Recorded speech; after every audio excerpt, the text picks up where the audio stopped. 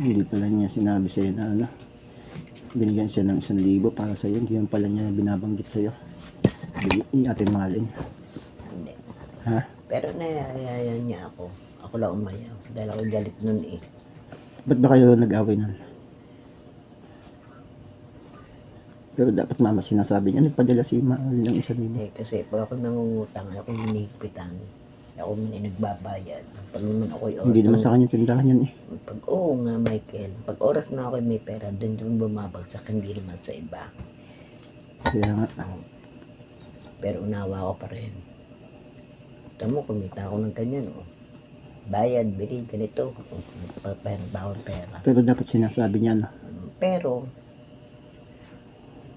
kasabi ko hindi ako punta. Ayoko. Sabi ko. Pero ano kung paper yan? Kasi yan ay nakakuha ng sweldo niya sa trabaho. Magkano? Nakakuha ng sweldo. Magkano? Hindi ko lang alam. Last ng sweldo niya. May 10,000?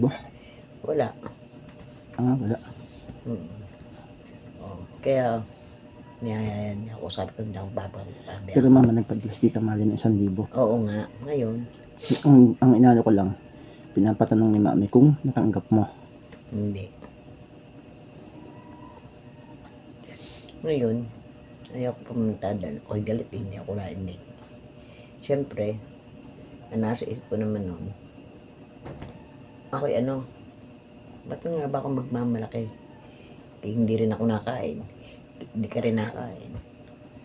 Kahit saan magtanong Michael, pwede akong kumain dahil ako may dyan ako magulang Pero hindi ko matiis na ako lang kakain. Ang isa kong anak ay hindi kakain. Kaya hindi rin ako kumakain. Pag hindi ka kumakain, hindi rin ako kumakain. Hindi mo matigasan Pero, talagang sa totoo lang ay sa labas.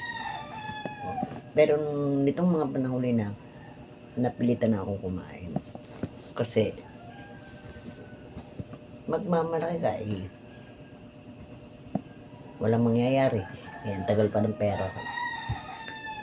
Kaya yung akin sinabi, ako na rin ang kumain. Kinain ko na rin yung sinabi ko.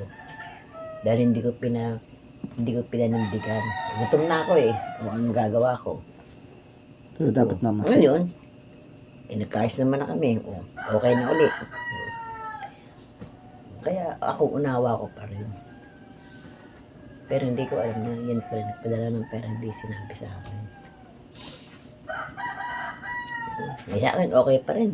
Dahil siya naman ang bumibili, siya naman ang gumagastos, siya naman ang maano. Pero lahat ng kinikita ko, bumabaksak din sa kanya.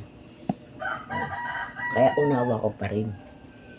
Hindi ko naman kailangan pakikwento doon sa mga kapatid ko na gano'n kasi masisira na. Mawawala na ng tiwala. Sa totoo lang. Ikaw nga nasira na Yung nasabi sa akin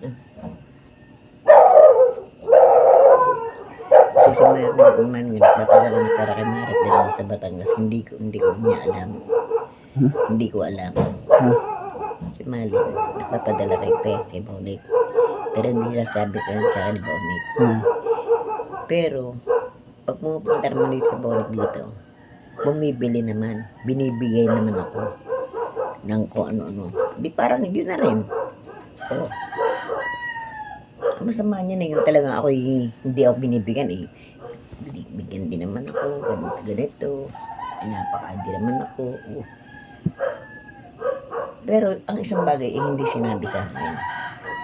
Kaya sabi nga niya sa akin, Ate Neng, yan ang hirap kay Michael Humihingi ako ng number sa kanya, hindi niya ibinig. Ang dami niya, kasi masakit ang kanya ulo, kasi siya may ginagawa, siya meron ganito, may siya importante, ganito. Bakit pa? Kinukuha ko, ayaw niya. Tapos, no, itong mga bandang uli na si Marit, hindi bibigay ng pera sa iyo. Gusto kong malaman ni Michael na kay Michael ko ibibigay ang pera para hindi malaman ni Marit Kasi Marit dila susugal. Sabi daw natin Cora. Aba, yun na nga.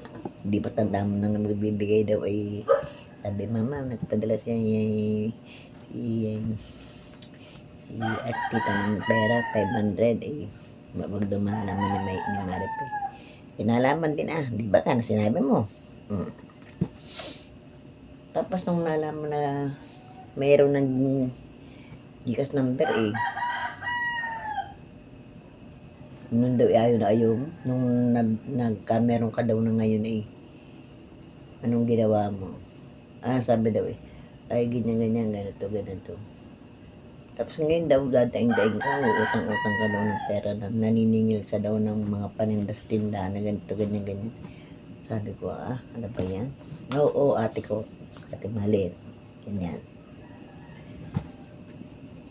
Pero hindi ko sinabing, almost 5,000 yun. 2,500 lang yun, 2,500 yun sa kortina. Kasi hahanapin talaga. Ako lang gumawa ng paraan. Pero lahat-lahat ay 5,000. Hinati. Akala ko ba yung isip mention mo ganyan? Oo naman, ganito, ganyan. Hanggang ngayon nga, puno pa nga eh. Siyempre, pinagmamalaki ko. Abay, nanghihirap ka daw ng pera. Ayun, ang hirap kay Michael eh. Alamin kung sino eh. Tapos ngayon, malalaman.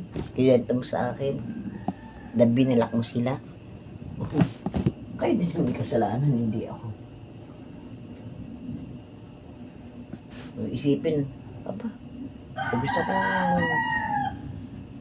Tita Pe si may ate nila kausapin para malaman at wala naman cellphone yun. Abay, tinatawagan ko, naka-block na. Abay, naka-block na rin sa akin. Naka-block na rin. Di parang nagmamalaki ka. Ngayon, may sakit ka. Magpakasama-sama, Michael, ang kapatid. Tiyahin pa rin yan. Kaya mataas din ang iron mo. Sa totoo lang.